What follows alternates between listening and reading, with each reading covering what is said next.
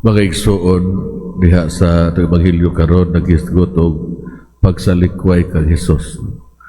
So ang pagsalikway, kung gisalikway ka, kini magluwas ka nimo gikan sa mga minus nga pagpili, sayop nga mga grupo o higala, sayop nga dalan ang gisubay, pero ang pagsalikway magsamad, magtusok sa kasing-kasing ug usahay magpabilin og permanente nga mga samad.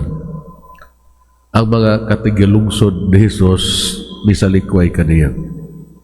Murag dili na siya welcome,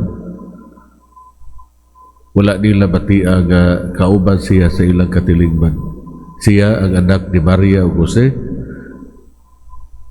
ug kung nga ito kaugalingon nga kasinatian nga gisalikway, kung tanawon pinaagi sa mata sa pagtuo, kini magdala og paglambo diha sa kahingkod nato isip mga Kristiyano. Ug makauluganon ang pagkahiusa uban ni Kristo nga nagantos sa pinakataas nga pagsalikway ang kamatayon sa krus. Si Jesus gisalikway niyadtong nakaila kaniya nga anak sa panday. Pero kadtong bitan-aw diha sa halaw nga paagi, miila kaniya nga anak sa Dios ug gi-welcome siya diha sa pagtuo. Nahimo siya nga ilang spiritual nga pamilya ug mausab kita. Ang kasinatian sa pagsalikway nagtudlo kanato nga dili ibutang ang tanang bula diha sa usa ka balde, dili sa ato ang kalidad ug talento, dili sa ato mahigala ug mga acquaintances. Ang ato kasiguruhan nagahulugan nga grounded kita kung kinsa kita isip mga anak sa Dios. Our Christian identity nga gihatag sa bunyag mao ang pinaka-solid inner core of our being, regardless kung unsa man kita diha sa katilingban. Ang pangutana makaigsunan, asa man gibutang ni Kristo ang iyang kasiguruhan? Diha ba sa iyang mga silingan o katigalungsod o diha sa iyang langitnog amahan? Makaigsunan, ang pagtuo sa mga butang nga gitago, si Jesus wala maghimo og daghang mga milagro sa Nazareth tungod sa ilang kakulang sa pagtuo.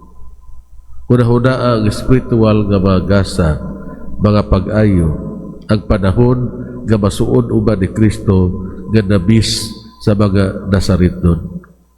Usahay ang distraksyon ug ang kabisi sa kinabuhi, magbabag ka nato sa pag-cultivate na gitawag natong spiritual sensitivity nga atong ikinahanglan sa atong pagtuo. Gibintinar ni Jesus ang iyang maiso nga espiritu, pinaagi siyang kinaiya diha sa pag-ampo. Ato usab tan-aw diha sa kahilom sa atong mga kasing-kasing ug ibitahon ang kahayag sa Espiritu Santo nga magtudlo ug tabangan kita nga mulambo sa lig-on nga habit sa pag-ampo matag adlaw. Usabay hagit para kanato mga igsoon. Atong itugyan ang ato ang kasiguruhan diha sa Ginoo lang gayon ug dili sa attention and affection nga atong makuha sa uban. Hinaot uta. May nagpalihog pa sa kataliban ng pag-ampo.